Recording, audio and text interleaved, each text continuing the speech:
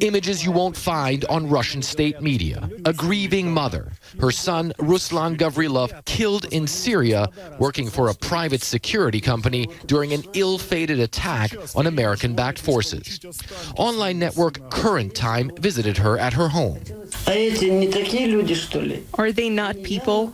They obviously went to fight, to help. Even if it's for the money, it's because of poverty. It's because there are no jobs.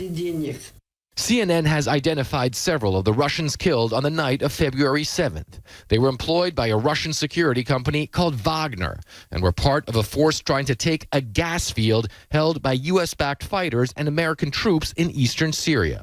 U.S. warplanes, helicopters, and artillery killed more than 100 of the attackers before the rest fled.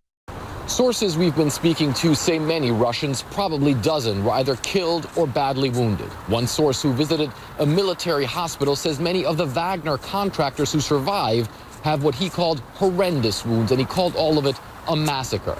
But just why the attack took place at all comes down to oil and money.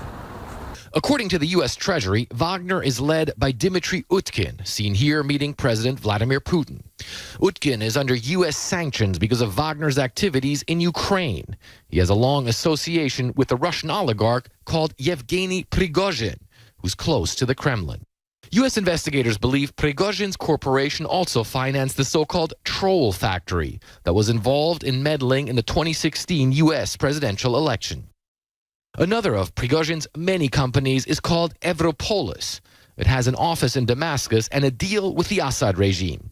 According to a contract examined by CNN, Evropolis gets a quarter of revenues from oil and gas fields that are recaptured on behalf of the Syrian government. Wagner does the fighting, Evropolis gets the oil.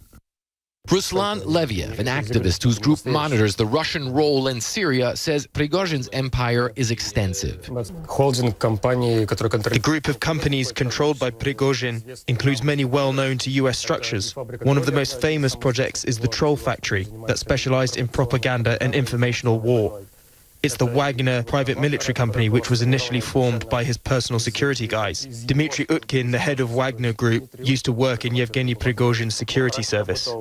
Last year, Prigozhin denied being linked to Wagner, his company saying, quote, "We do not have any information about this organization." CNN's efforts to reach Prigozhin and Wagner were unsuccessful. For its part, the Russian government is also reluctant to talk about last week's incident, which is of no comfort to the families of these and other men killed in the Syrian desert. For Plekin, CNN, Moscow.